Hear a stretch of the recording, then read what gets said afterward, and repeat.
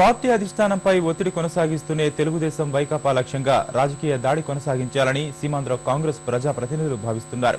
తాము లేవనెత్తిన సమస్యలకు పరిష్కారం లభించే వరకు విభజన ప్రక్రియ ముందుకెళ్లదన్న నమ్మకంతో ఉన్న నేతలు శాసనసభలో తీర్మానాన్ని ఓడిస్తామన్న ధీమాతో ఉన్నారు. ఒకవేళ కేంద్రం విభజన విషయంలో ముందుకెళ్లినప్పటికీ ప్రక్రియ మరింత ఆలస్యం అవుతుందని భావిస్తున్నారు. రాష్ట్ర విభజన నిర్ణయం అనంతరం సీమాంధ్రలో తలెత్తిన పరిణామాల నేపథ్యంలో ఆ ప్రాంత కాంగ్రెస్ నేతలు ఇబ్బందుల్లో పడ్డారు. విపక్షాలు సహా ఉద్యోగ ప్రజా సంఘాలు కాంగ్రెస్ లక్ష్యంగా చేసుకుని ఆందోళనలకు దిగిన తరుణంలో చక్కదిద్దుకునే పనిలో నిమగ్నమయ్యారు. సీమాంధ్ర కాంగ్రెస్ ఎంపీలు లోక్సభలో గళాన్ని బలంగా వినిపించి వేటుకు గురయ్యారని, ఆ ఊపును రాష్ట్రంలోనూ కొనసాగిస్తామని చెబుతున్నారు. పరిస్థితులు సమయానుకూలంగా తగిన వ్యూహాలతో ముందుకు కదులుతామని అంటున్నారు. విభజన అనంతరం తలెత్తబోయే సమస్యలను యాంటోనీ కమిటీ ముందు ఏకరువు పెట్టిన నేతలు అక్కడ తమకు కొంతైనా న్యాయం జరుగుతుందన్న నమ్మకంతో ఉన్నారు.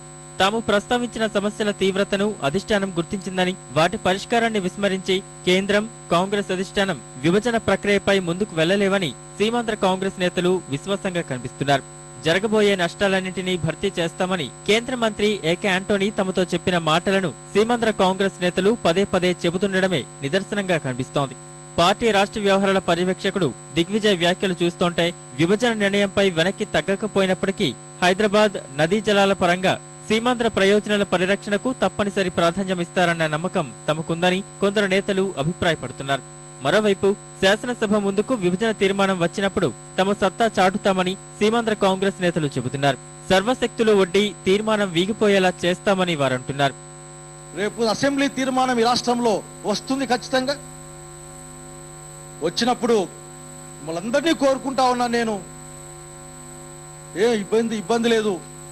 సీమాంధ్రకు సంబంధించిన వాళ్ళు కానీ సమైక్యాంధ్ర కోరుకునే అందరూ కూడా అన్ని పార్టీల వాళ్ళు ఆ తీర్మానాన్ని ఓడించమని కోరుకుంటా ఉన్నా.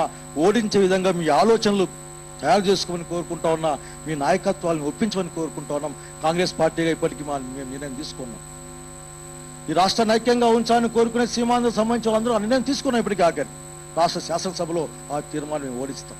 ఓడించేందుకోసం మేము మా యొక్క శక్తిని గాని మా ఓటు గాని వినియోగిస్తాం. ఇదే సమయంలో తెలుగుదేశం వైకాపాలపై రాజకీయంగా ఎదురుదాడిని ముమ్మరం చేయాలని సీమాంధ్ర కాంగ్రెస్ నేతలు భావిస్తున్నారు. ఆ రెండు పార్టీలు అనుకూలంగా వ్యవహరించడం వల్లే కాంగ్రెస్ తుది నిర్ణయం తీసుకోవాల్సి వచ్చిందన్న విషయాన్ని ప్రజల్లోకి తీసుకువెళ్తామని నేతలు చెబుతున్నారు.